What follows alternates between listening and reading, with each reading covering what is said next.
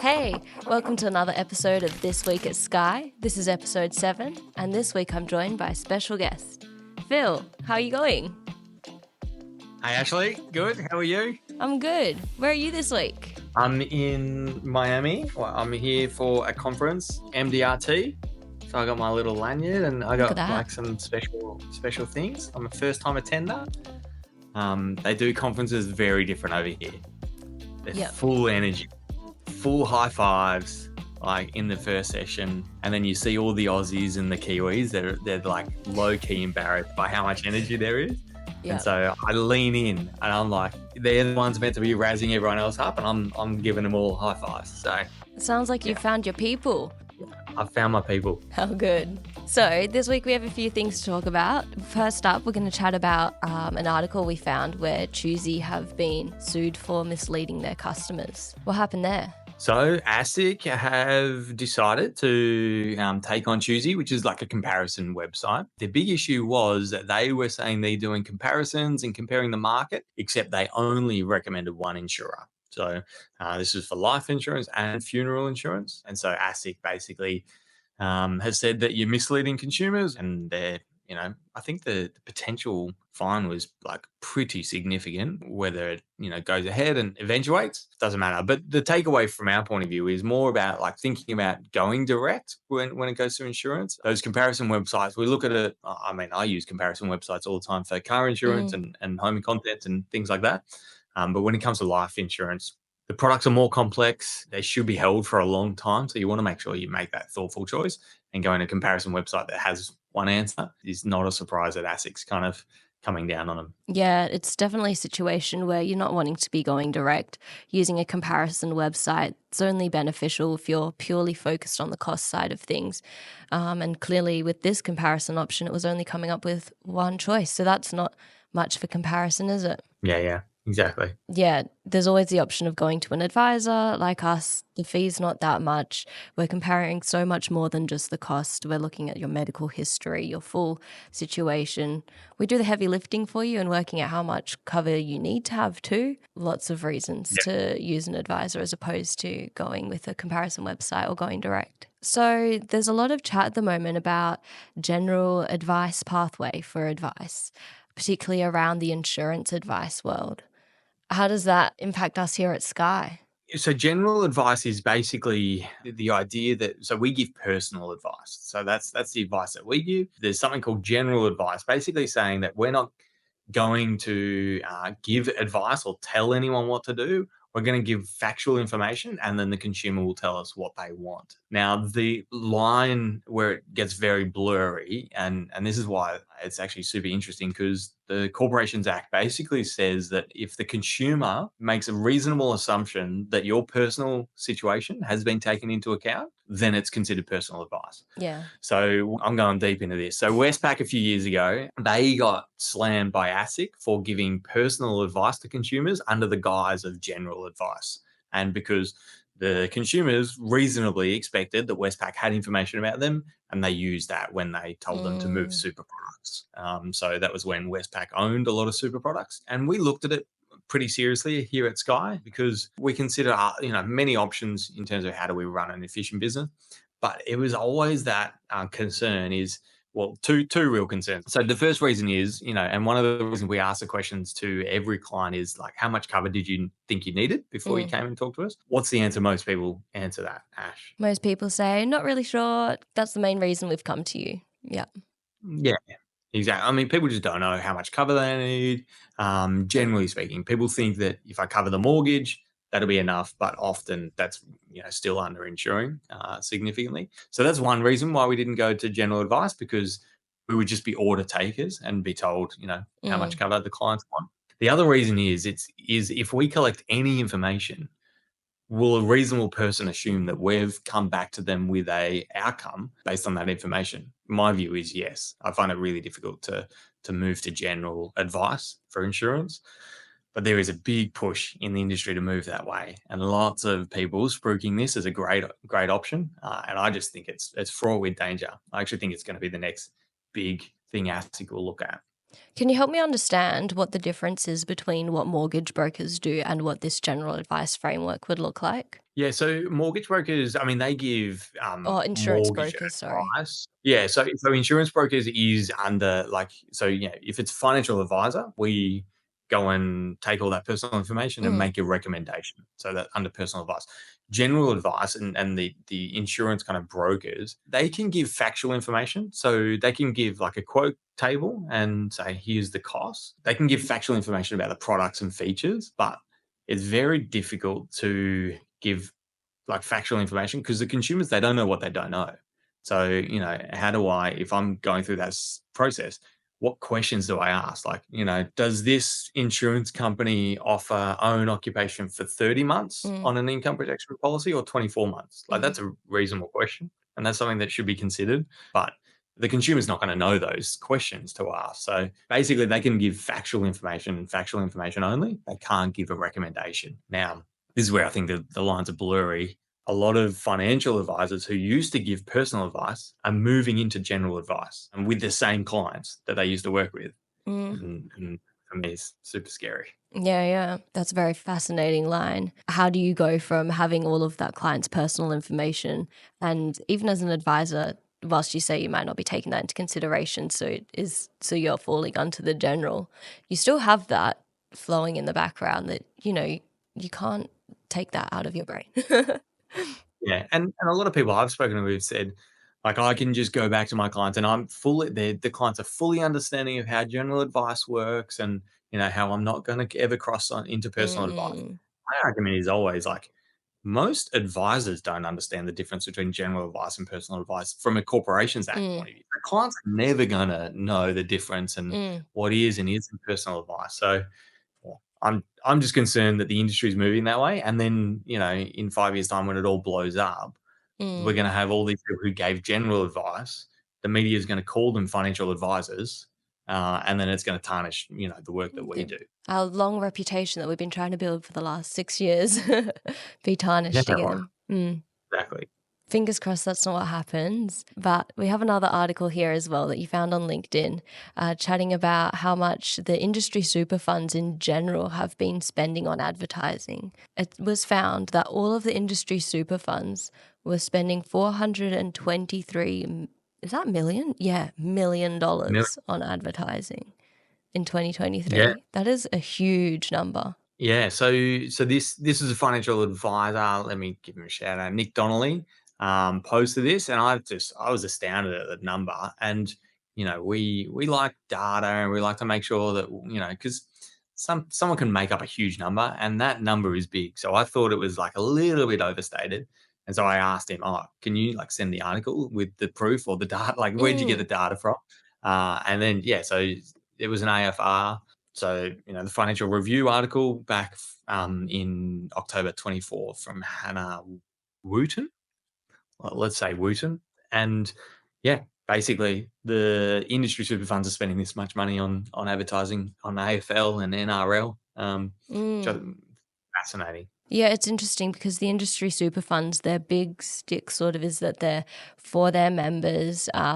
Their profits are all, being more conservative. The fees are less compared to non-industry super funds. But when you hear about how much cumulatively has been going into advertising, it makes you wonder how the rest of the financials look and what's been going on in that respect. And it is funny. It's a I actually thought I thought they were non-profit, like not for profit. And then I remember talking to someone who works there, and they're like, no, no, no, it's profit for members. And I was like, wait, what? What's the difference? I don't understand. It's not a non-for-profit; it's a profit for members Yeah. model. So yeah, I think it's interesting, and I think if the consumers kind of knew that they were spending that much on advertising, then it'd be this idea that the industry funds have built up a really great reputation Mm. for being profit for members, which I think is really good. But yeah, chill out on the advertising, maybe.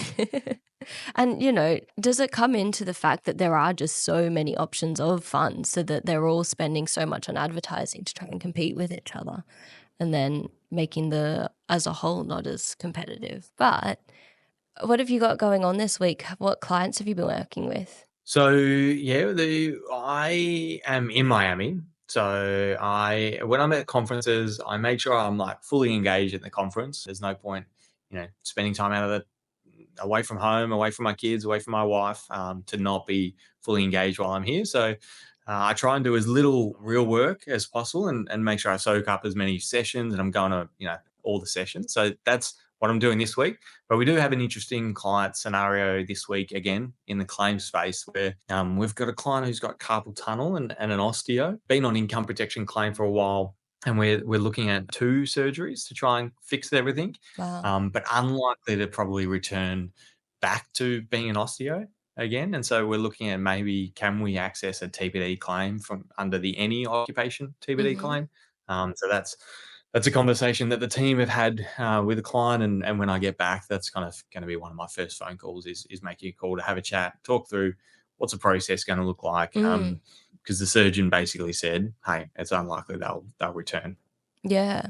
And from my understanding, we haven't had that many potential TPD claims here at Skye yet, considering we're so young, and TPD claims are something that are normally quite a long claim period. Yeah. How's that going to look? Yeah, we haven't had any TBD claims paid out, but we're starting to Hmm. consider, yeah, 2 different ones. It's one of these things, like the other policies are, there's a lot more certainty.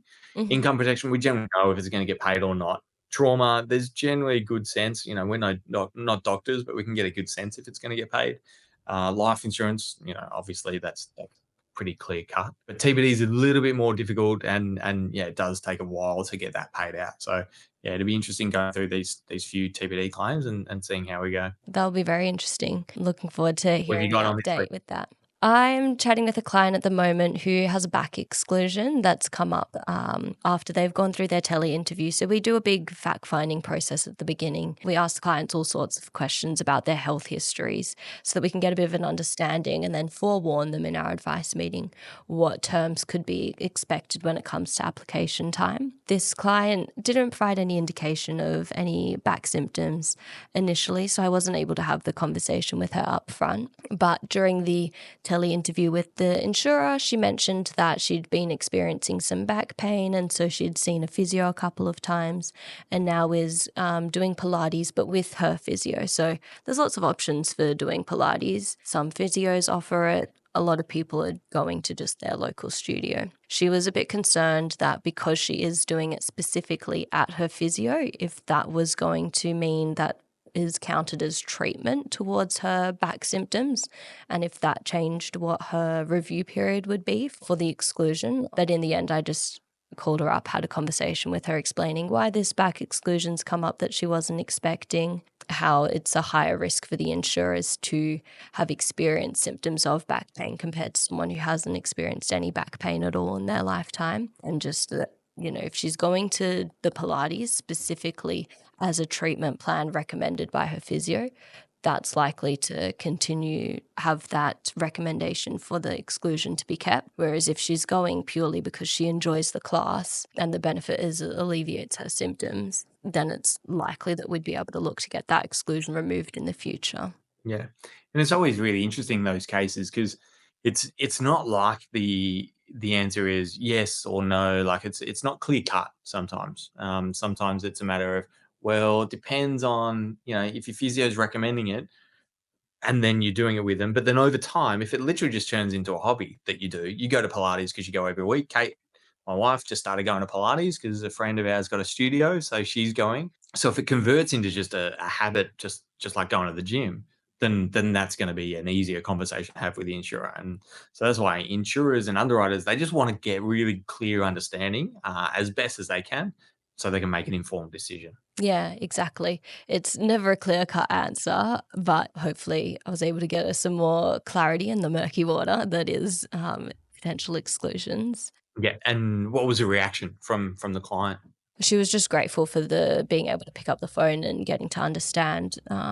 It's largely an education piece, I feel, is what my job is as an advisor, is just making sure the clients are educated. So I think once she understood what was going on, understood it from the insurer's perspective, it was all okay. She was happy to go ahead and sign the documents that were needed to get her cover in force. Yeah, I was talking to her. One of the good things about being at these conferences is you talk to advisors who have been doing it for 20, 30, 40 years. There's actually an Australian here who's been a member of MDRT for 50 years, No which is way. wild. Yeah, Wow. and so one of the conversations I had just yesterday was someone was talking about, it's a 90-10 rule. Like 10% of our job is technical competencies. 90% is about that client communication, education, but 10% is super important. You need to know 100% of your technical skills. You've got to be very technically competent. But from a client's point of view, they don't care. They Mm, just want to be communicated, mm. understand, because they expect you to be technically very competent. Yeah, Which exactly. is just a good reminder that, hey, our job's about communicating and, helping clients understand what's going on. I think that trust is key as well. If they trust you and you have the technical knowledge behind it, you're going to go a long way. Tell us more about MDRT. What's going on this week? So it's the NBA finals tonight. So as a part of being all in on conferences, I make sure I engage and hang out with other advice professionals. And so I'm going to be doing that and watching Game 7 finals.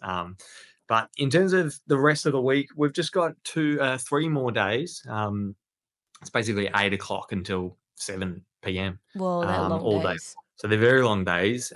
But yeah, just looking forward to, hearing other advisors, meeting other advisors.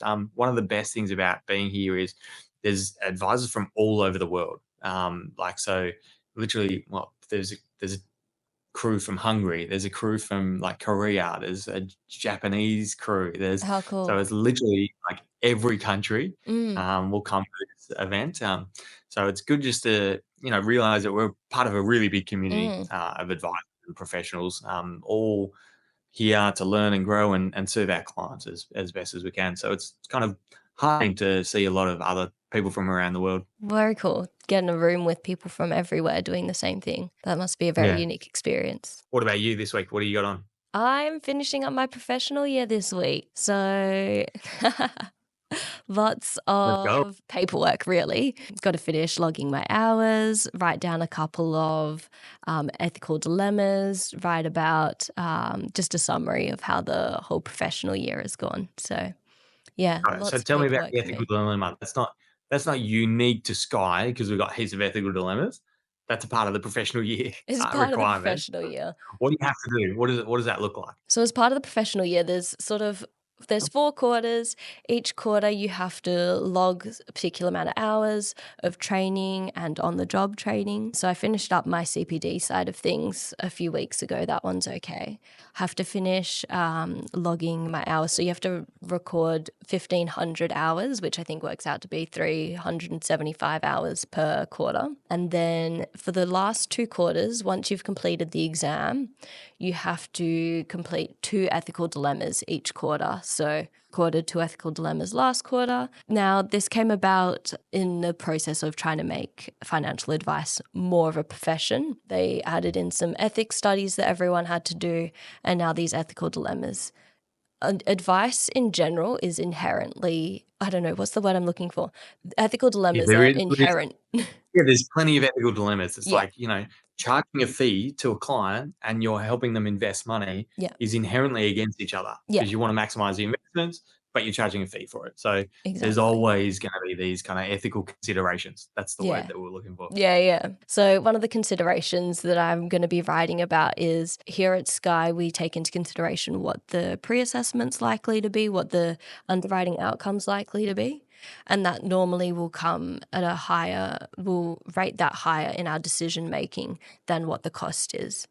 But by recommending higher premiums for a better underwriting outcome means that we're getting more commission. So am I making that recommendation for the underwriting outcome, or am I making it because I'm a dodgy advisor trying to get more commission, which is inherently an ethical dilemma. So it's not too hard to find them. It's just finding the time to get all of that down in writing. I mean, look at every job, every role, everyone, would, if they had to think about an ethical consideration and a dilemma that they go through. I mean, even if you're a teacher, you got ethical dilemmas. How do we educate the whole class and not, have one student fall through the cracks, but also make sure we're, looking after those individual students. And, there's ethical dilemmas in every profession, Mm-hmm. every job. So Exactly. yeah, and it's good that you got to go through it. Yeah, we're in a unique position where we're being reminded to think about it and properly document it so that hopefully throughout the rest of our careers we remember and have a good foundation. All right, I'm excited. You know why I'm excited? Because this week at Skye, we're going to have a party for you finishing your PY. As long as me and Trent sign off on the emails. Woohoo, very exciting. That's everything that we had for this week, Phil. Great to chat to you in Miami, and I hope you enjoy the rest of your time, and I'll see you back in the office next week for a party. Awesome. Thanks, Ash. See you, Phil.